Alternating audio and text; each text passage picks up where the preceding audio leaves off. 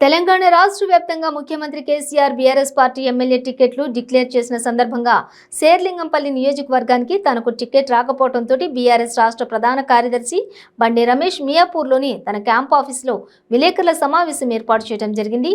ఈ సందర్భంగా ఆయన మాట్లాడుతూ కేసీఆర్ ఇప్పటి వరకు పార్టీ కోసం మీరిచ్చిన అన్ని బాధ్యతలను తూచా తప్పకుండా పనిచేశానని, అలాంటప్పుడు తనకు ఎమ్మెల్యే టికెట్ ఇవ్వకపోవడం బాధాకరంగా ఉందని బండి రమేష్ తన ఆవేదనను వ్యక్తం చేశారు.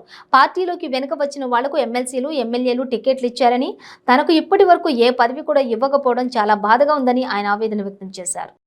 దగ్గర 30,000 పైచీలకు ఓట్లు వేసి నాకు ఇదే శేరిలింగంపల్లి ప్రజలు మేము నీతో ఉన్నామన్నా అని చెప్పి నన్ను ఎంతో ఆదరించారు.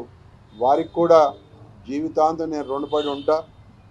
నేను బతుకున్నంతకాలం వారికి నా వల్ల ఆయన సేవ చేస్తానే ఉంటానని చెప్పి మనస్ఫూర్తిగా మీ అందరి ద్వారా తెలియజేస్తా ఉన్నా.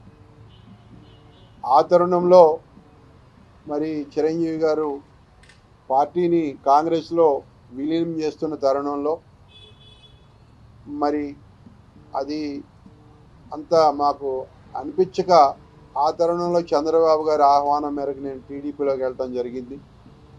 మరి టీడీపీలో కూడా నన్ను వారు కూడా ఆదరించి 2 సార్లు స్టేట్లో ఆర్గనైజింగ్ సెక్రటరీగా, రాష్ట్ర ఆర్గనైజింగ్ సెక్రటరీగా నాకు అవకాశం ఇచ్చి ప్రజలకు చేరువవటానికి చంద్రబాబు నాయుడు గారు కూడా నాకు దోహదం చేశారు.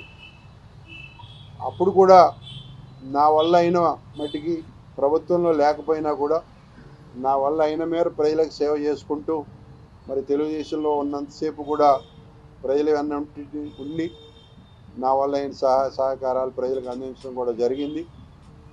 తర్వాత ఎప్పుడైతే మరి రాష్ట్రం విడిపోయినాక 2 రాష్ట్రాలుగా ఏర్పడినాక మరి తెలుగుదేశం ఆంధ్రాకి ప్రాంతానికి వెళ్ళిపోవటం, మరి మేమంతా ఇక్కడే స్థిరపడి ఇక్కడే వ్యాపార పరంగా కానీ రాజకీయ పరంగా కానీ అన్ని రకాలుగా ఇక్కడే స్థిరపడిపోయి ఉండటం మూలాన మేము ఇక్కడే ఈ తెలంగాణ